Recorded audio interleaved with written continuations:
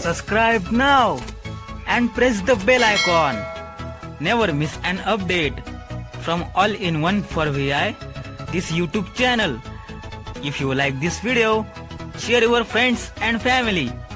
Write your feedback in comment box. नमस्कार.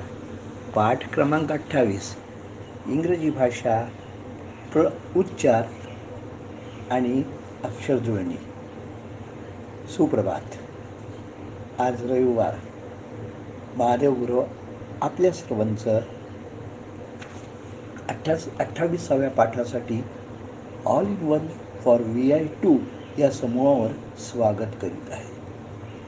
तर आज मी 28व्या पाठात तुम्हाला आणखीन काही नवीन देण्याचा प्रयत्न करणार आहे.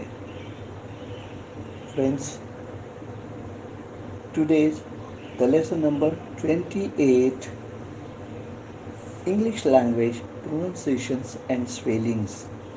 Good morning. This is Mahadev Guru. Today 11th July 2021 Sunday, and Mahadev Guru welcome you all on All-in-One for VI2 for today's 28th lesson of English language pronunciations and spellings. I'll try to give some more knowledge in today's 28th lesson. तर आज मी या पाठात तुम्हाला पाढा 20 घेणार आहेच व काही शरीराचे भाग राहिले आहेत, सुटले आहेत किंवा मी विसरलो आहे ते सांगणार आहे.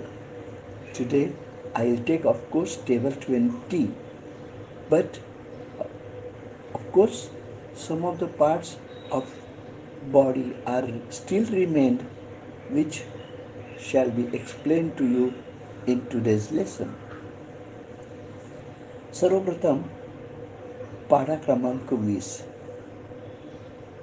Latest in the beginning I take table number 20. 20 एके 20, 21 जा 20, 20 दुने 40, 22 जा 40, 20 त्रिक 60, 23 जा 60, 20 चौक 80, 24 जा 80, 20 पाचा 100, 25 जा 100, 20 सक 20 से, 26 जा 120, 20 साता 40 से, 27 जा 140, 20 8 60 से, 28 जा 160, 20 9 80 से, 29 जा 180, 20 10 200, 20 10 जा 200, 20 11 220, 20 11 जा 220, 20 12 240, 20 12 जा 240. तर असे मित्रांनो पाढा लक्षात आलेला असेल तुमच्या. मी परत एकदा बोलून जातो, लक्ष द्या व्यवस्थित उच्चारांकडे. आता केवळ इंग्रजीतून बोलतो. I repeat it once again in English. 21 जा 20, 22 जा 40, 23 जा 60, 24 जा 80, 25 जा 100, 26 जा 120, 27 जा 140, 28 जा 160, 29 जा 180, 20 10 जा 200, 20 11 जा 220, 20 12 जा 240.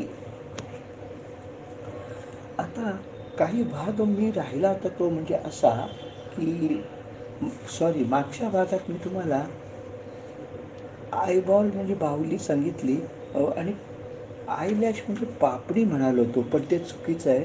आयलीड म्हणजे पापणी म्हणजे खरं लीड, LID लीड म्हणजे झाकण आणि अर्थवा पापणी, पण लीडचं झाकण असाही अर्थ होत असल्यामुळे आपण आय लीड म्हणायचं असतं. अर्थात लीड म्हणजे पापणीच, पण आय लीड म्हटलं तर डोळ्याची पापणी बरोबर आहे. अन्यथा लीड झाकण पण अर्थ होतो म्हणून आय लीड म्हणायचं, आय लीड. नंतर आय लॅश मागच्या भागात मी सांगितलं होतं, पण आय लॅश म्हणजे भुवया, EYE आणि स्पेस LASH. आय लॅश म्हणजे भुवया. तर भुवया म्हणजे काय असतात माहिती आहे ना, डोळ्याच्या वरती, साधारण वरती कपाळाच्या खाली, डोळ्याच्या वरती कपाळाच्या खाली जे साधारण अशा केसच असतात त्यांना भुवया म्हणतो आपण, त्याला आय लॅश बरं का, लक्षात घ्या. हां, आणखीन मी तुम्हाला विसरलो होतो, रिस्ट, WRIST, रिस्ट म्हणजे मनगट. मनगट म्हणजे लक्षात आलं का तुमच्या, आपला हात आहे ना, पंजा, हाताचा आणि बोटाने लागून वरती भाग आहे, पाम म्हणतो आपण त्याला, आणि मग त्याच्यावरती जो भाग आहे त्याला रिस्ट म्हणजे मनगट म्हणतात, मनगट, WRIST. म्हणूनच त्याच्यावरूनच रिस्ट वॉच, कारण घड्याळ आपण मनगटाला बांधतो म्हणून रिस्ट वॉच, मनगटी घड्याळ म्हणजे हातातलं घड्याळ, हातावर बांधायचं घड्याळ, रिस्ट वॉच असा शब्द तो तयार झाला आहे. आता रिस्ट मनगट झालं, त्याच्यावरती एल्बो, कोपर एक मी विसरलो होतो महत्त्वाचं, एल्बो, ELBOW, एल्बो, लक्षात ठेवा, एल्बो, कोपर. मागच्या भागात तुम्हाला मी बोललो होतो, पण तुमच्या लक्षात नसेल म्हणून परत रिपीट करतो, ब्राऊ, BROW, ब्राऊ म्हणजे कपाळ, फोरहेड म्हणजे कपाळ होतच, पण त्याला दुसरा शब्द ब्राऊ, BROW, ब्राऊ म्हणजे कपाळ. आलं का लक्षात? आता लिप्स मी तुम्हाला मागच्या भागात घेतलं, LIPS, लिप्स म्हणजे ओठ, अर्थात प्लुरल, लिप म्हणजे ओठ, सिंग्युलर, लिप. चिन, CHIN, चिन म्हणजे हनवटी.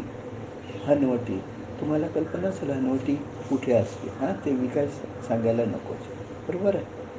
गॉल ब्लॅडर मी मागच्या भागात घेतलं होतं बहुतेक तरी, पित्ताशय, गॉल ब्लॅडर, BLADDER, अर्थात लिव्हर म्हणजे यकृत जसं आहे तसंच यकृत म्हणजे पित्ताशय पण पित्ताशयसाठी पण लिव्हर वापरतात बरं का, पण गॉल ब्लॅडर, GALL BLADDER हा स्पेशल शब्द त्याच्यासाठी आहे, गॉल ब्लॅडर, पित्ताशय. तर अशा पद्धतीने मला हे नेल्स, NAIL, नेल म्हणजे खिळा असा अर्थ जरी होत असला तरी नख, NAIL नख आणि NAILS नखे, NAILS नखे, नेल्स म्हणजे नखे. तर हे तुम्हाला लक्षात ठेवलं पाहिजे, नेल्स. हे मी नेमकं विसरलो होतो, नेल्स. थाईज घेतला,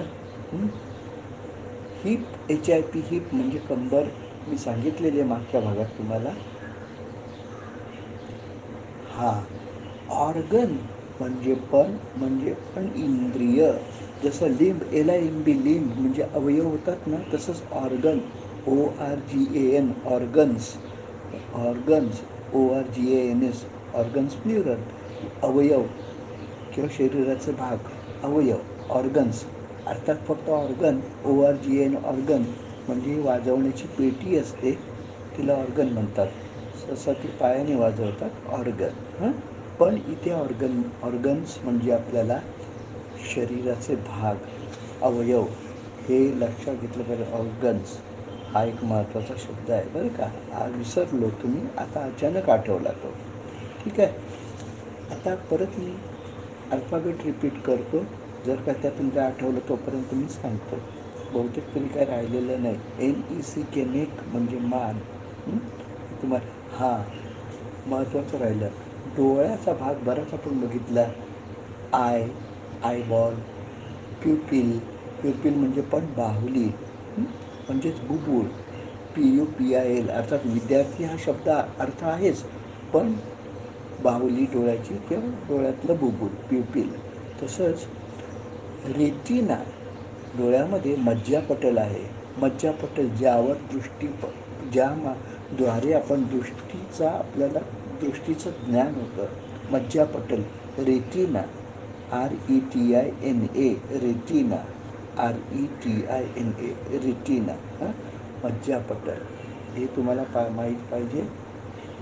तुम्हाला मी पेशी सांगितलेलं आहे, म्हणजे तांबड्या पेशी, रक्तपेशी, लाल पेशी वगैरे वगैरे, त्यांना सेल्स म्हणतात. पण दुसरं नर्व्स, NERVES, नर्व्स म्हणजे पण पेशी. आता हे पेशी म्हणजे तंतुपेशी. तंतू म्हणजे शरीरात जे आपले तंतुपेशी असतात ना, तंतू, त्यांना नर्व्स म्हणतात, NERVES. हां, मसल्स मी तुम्हाला सांगितले की नाही, मला आठवत नाही. स्नायू, मसल्स, MUSCLES, मसल्स, स्नायू, MUSCLES, मसल्स म्हणजे स्नायू. पण तुम्हाला बोन सांगितलं, स्नायूचं मला आठवत नाही, पण आता तुम्ही नोट करून घ्या, मसल्स. ठीक आहे. नाव आहे purposely come to alphabet. Please pay attention towards the pronunciations. कृपया आता मी मुळाक्षरांकडे येतो आणि जाणीवपूर्वक मी मुळाक्षरांकडे येतो आणि उच्चाराकडे लक्ष द्या. A, B, C, D, E, F, G, H, I, J, K, L, M, N, O, P, Q, R, S, T, U, V, W, X, Y, Z. आपल्या लक्षात A to Z हे मी म्हणून दाखवलं आहे. आणि आकडे तर तुमचे खात्रीने आकड्यांचे सगळ्यांचे नंबर्स म्हणजे संख्या, NUMBERS, सगळ्यांचे उच्चार छान येतात नंबरचे. त्यामुळे जस्ट म्हणून जातो, फक्त तुम्ही लक्ष द्या. पण तुमचे येतात चांगले. 1, 2, 3, 4, 5, 6, 7, 8, 9, 10, 11, 12, 13, 14, 15, 16, 17, 18, 19, 20. Now 30, 40, 50, 60, 70, 80, 90, 100. So all right, I think this is enough today for lesson number 28. तर हे 28व्या पाठापुरतं आज एवढंच पुरे. Now I will come on next Sunday with lesson number 29. आणि मी पुढील रविवारी 29व्या पाठासहित येईल. Till then, bye bye. तोपर्यंत राम राम.